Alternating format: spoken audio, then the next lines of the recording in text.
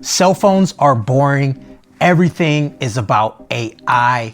Innovation is completely dead. There's no point of upgrading a phone if everything is about software. Those are comments that I see in my videos all the time, and I actually feel a lot of those same things too as someone that reviews phones for a living. For the past few years, anytime a new phone is released, whether it's from Samsung or even Apple, those comments will pop back up. And I have a feeling that some of the people will say the same stuff regarding the S26 Ultra. So I had a chance to check out the Galaxy S26 series for about an hour and a half, and I went through and tested every single feature they announced. And I'm gonna tell you if these features are actually worth the hype or if it's just marketing junk. Kevin the Tech Ninja, and let's get testing. So number one, the phone is now lighter and thinner, and Samsung says it is the slimmest Ultra yet. It's now curved at the bottom again, and it's not bulky and sharp like it was last year. It feels more like the S24 Ultra, which is great. And in my video with the S25 Ultra, I talked about the S24, how it felt better in the hand. We are now back to that style. But they also switched over to aluminum and got rid of titanium, which if the iPhone 17 is any indication behind that, then you should know this phone will not survive a lot of drops like the S25 did. The S25 was a tank. I dropped that thing so many times. But aluminum is actually a softer material, so I am concerned that this phone will dent when the phone is dropped. So this may be a small change, but I still think it does matter. Holding the phone in your hand, making it more comfortable matters. The phone being lighter matters, but I am concerned about the durability. But many people put cases on their phones anyway, so I don't think it's really worth the hype. The display can now do even more shades of color. It's 10-bit, it's just as bright, but the shades are more vibrant and there's more subtle shades. Like think about the shades within the shades. Side by side with the S25 Ultra, you can definitely see it, but it's something you'll forget as soon as you start using your phone day to day. The S Pen is still there, but we have not seen any major changes outside of it being curved a bit on the tip, so it goes into the phone easier. We have the latest Snapdragon chip, which obviously comes with some performance enhancers, and there's also a new vapor chamber, which should keep the phone even cooler. Even though the S25 didn't overheat at all, it's nice to see that the S26 is even better in that category. All in all, hardware changes are always nice to have, but I don't think many people are gonna notice the speed or notice the phone not overheating, just a small amount of people, so I don't think this is a major change. You know those screen protectors people used to buy back in the day? Well, shoot, they still buy it now, where you put it on your phone and depending on what angle you look at, you cannot see the screen? Well, imagine that being built right into your phone and you just turn it on with a little toggle.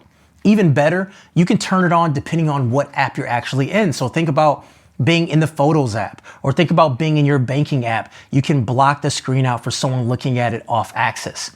What's even cooler is that you can block certain elements. So if you need to type in a password, that password screen can be blocked out.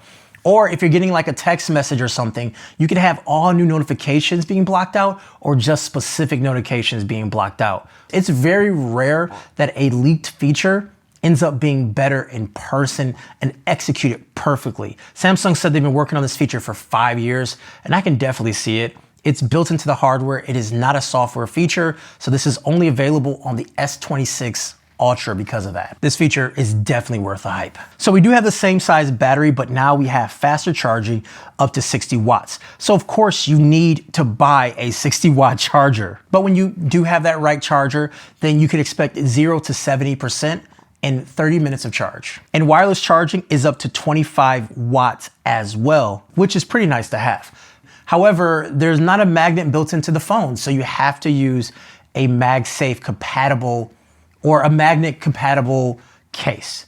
And all of Samsung cases has those, but I wanted that built into my phone.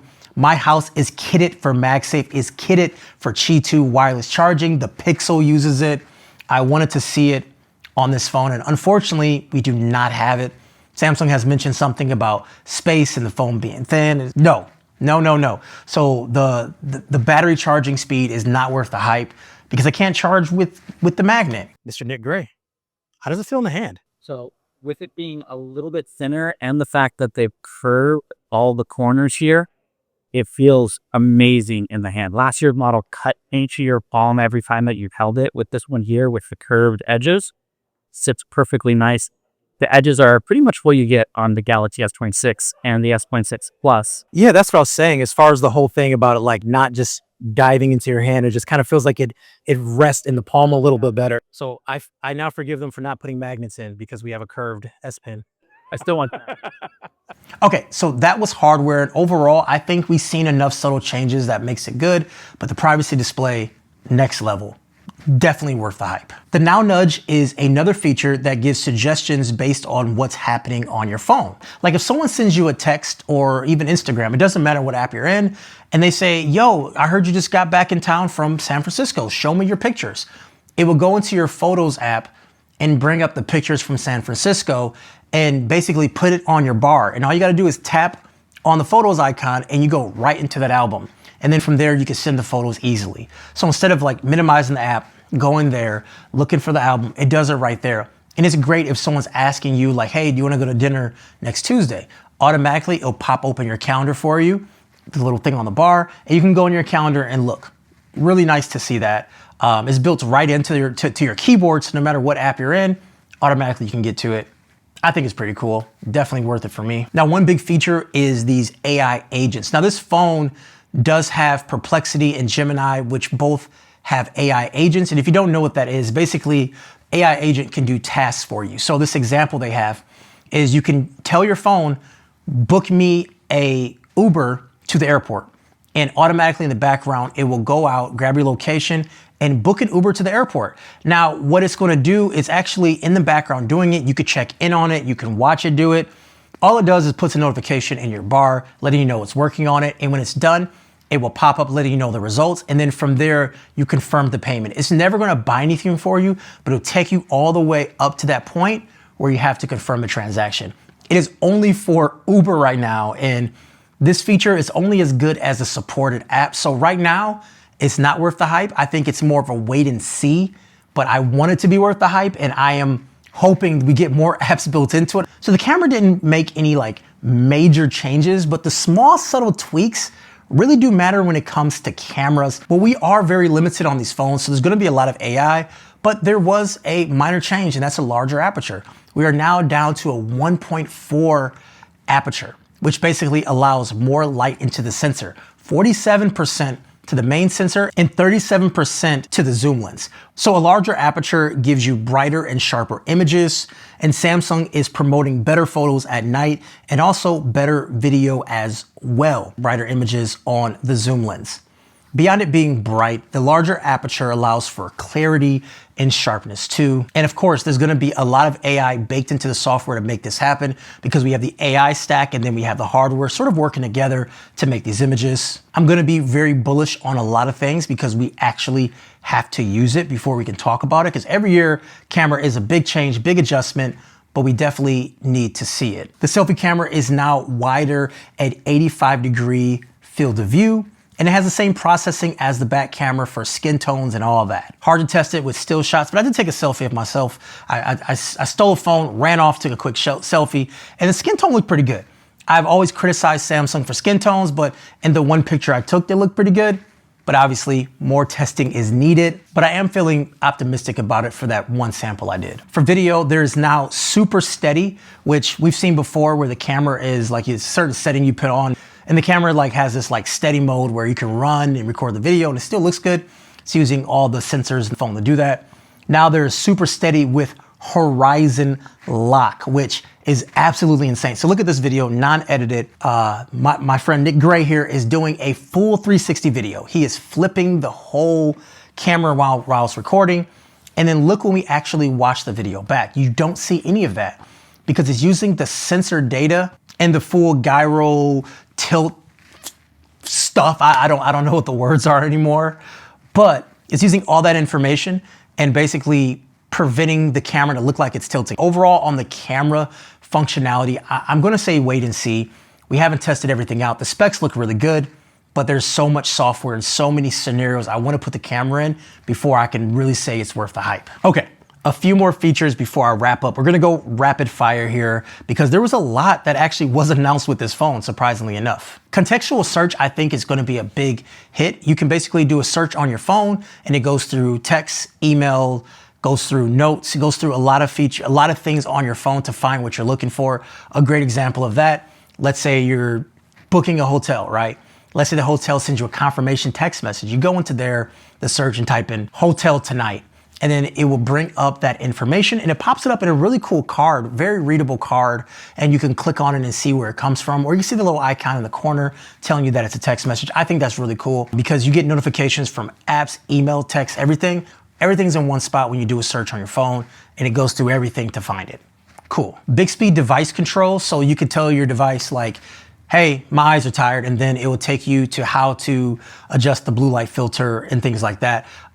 It's more contextual, so you can say very specific things. You can say, my screen's too bright, and it'll show you how to lower your screen. I think it's great. I call it parent mode because my parents will love a feature like that. I have some things about Bixby I want to share, but I'm going to share at the end of the video, so hang on for that. Native document scanning, so you can now scan documents just by taking pictures of it, and it recognizes it as a file. You combine them all to one big PDF. And the key thing is that it can like clean up the scans by removing distractions like creases or even your fingers, and it all puts it into one beautiful PDF after you're done scanning everything, and it's baked right into the phone. And finally, call screening. The thing that we've seen from the Pixel for so many years is now on this phone natively. So if someone calls you, you can see the reason for calling. It's prompting them on the other line. All that stuff is great, so you don't have to take a spam call ever again, unless you're a weirdo and you want to. I do want to give some additional comments.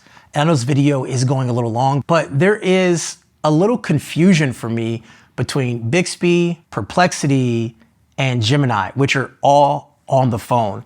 And I think it's gonna be confusion to a lot of people. Sure, it's great to have options when it comes to your AI system, but some systems do different things better than others. Like for search, I love Perplexity. For generating images, I love Nano Banana, which is in Gemini. And then someone might install ChatGPT. So for me, I hope there's gonna be more clarity in the future about AI software on the phone, because the Perplexity and Gemini are on the device day one, and Bixby. So you have 3 smart assistants where people can definitely get confused on which one does what. And that's kind of a big one for me because we are looking to make things simple, simplify things with AI, but yet we have 3 pieces of software that can relatively do some of the same things. Anyways, guys, those are my thoughts about the S26 Ultra. I am super excited about this phone, and I'm looking forward to tapping into the S26 Ultra and giving you guys my full review and also my comparison videos. So make sure you hit like and subscribe, and I'll talk to you guys later.